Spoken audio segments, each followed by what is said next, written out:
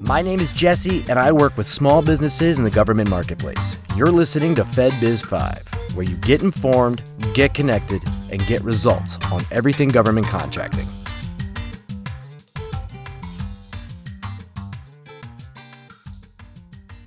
Welcome back to another FedBiz'5 podcast. Be sure to check out our previous podcasts wherever podcasts are heard. With us again today is Anthony Diattore from FedBiz Access. He is the king of the road and here today to discuss expiring contracts and what they mean to you. Welcome back, Anthony. Thank you. Absolutely. Thanks again. So let's just go ahead and jump right in. What are they and what is the best way to approach them? Let's start with the premise that 70% of all federal contracts are recompeted. In other words, somebody has the contract reaches the end of its contract term. It could be a 1 in 4 or whatever, however it's written. But when it reaches the end of that contract, 70% of all federal contracts are recompeted. Now, you have to apply some logic to that, right? Because, for instance, if you're a construction company and you were hired to build a barracks or something, well, that contract is probably not going to be recompeted. The building's already built. However, if you're a facility support company, like a janitorial company or something like that, well, that's going to be closer to 100% recompete, right? Because as long as the facility is there, that service is going to be needed. So somewhere when you look at the whole overall picture, it's 70% of all federal contracts are recompeted. Now, the idea of an expiring contract is it gives you an opportunity to reach out to the contracting officer who happens to be in charge of that contract.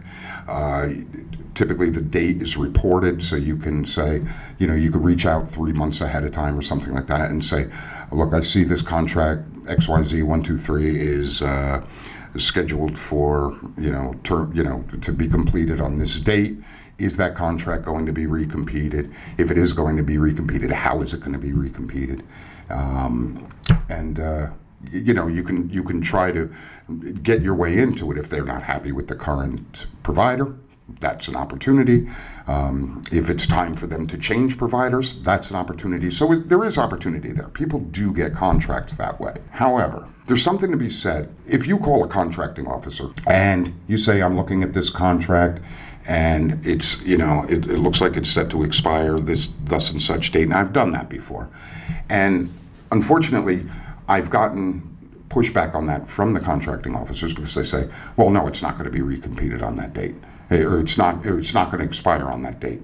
Now, they may have been the one that put that date in originally, or maybe, but that date is in there and it's on record. Well, that's a little problematic because now you're entering into a sort of a contentious conversation. Yes, it is. No, it isn't. And you don't necessarily want to do that. And a contracting officer, if you say, I'm calling about this contract, not solicitation, but a contract, and you give the number, if they're involved, they kind of have to talk to you. So my concern about following up, on expiring contracts is that it could push you away from a buyer, from somebody who buys the services or goods that you provide. My feeling is maybe an entree using that contract, but I certainly wouldn't beat that topic to death. I think that what I would do is I would approach it in such a way that I understand that I'm talking to somebody who buys what I sell. So I might say, I was looking at this contract and I think that I can do it. It looks like it's set to expire here sometime in the near future. The date may or may not be dead on accurate. It's, I got it from the Federal Procurement Data System. So let me ask you about that. Is that a contract that you think will be recompeted? If it is, I'd kind of like to throw my hat in the ring ahead of time, or at least let you know who I am.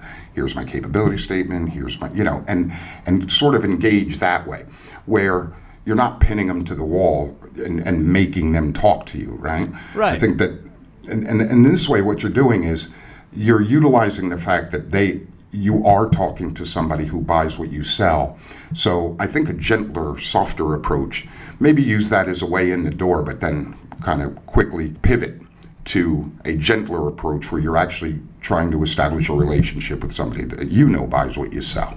Right. Okay. So, it sounds to me like it's more of a way to build a relationship, and that is one of the benefits that you see with these expiring contracts? I think so. So what else do you think could be the big benefit? So I think that the value of an expiring contract is it does identify somebody who buys what you sell, so long as that contract is in line with what you do. I think that the discussing the possibility of that contract potentially getting recompeted, but not being so hard and fast on the date that's in, like the Federal Procurement Data System or any of the other systems that you might use. I think that there's an advantage to that. I know that people do get contracts that way. I think, though, that the long-term goal and the more passive goal is to establish a relationship with that person, get your information in front of them, have a conversation with them about what you can provide, and utilize that expiring contract as a way to get in that door to establish that relationship. Excellent. Thank you for that. I can definitely see how knowing when a contract is set to expire and taking a gentle approach with the contracting officer and building a relationship with that officer leading up to the expiring date of the contract would be beneficial in ensuring, your hat is in the ring and you'll have an opportunity to compete for that contract. Yeah, and that's the way I see it. Yeah. And again, like there's different schools of thought on that, but that's my feeling about it. Excellent information. Thank you so much for coming on, and we will hear from you again. All righty. Thank you very much, Jesse. Take care. And you please do the same. This concludes this week's episode of FedBiz'5, where you get informed, get connected, and get results.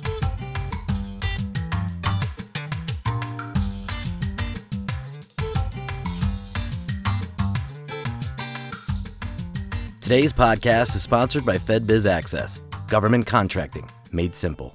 Visit them at FedBizAccess.com or contact them at 888-299-4498.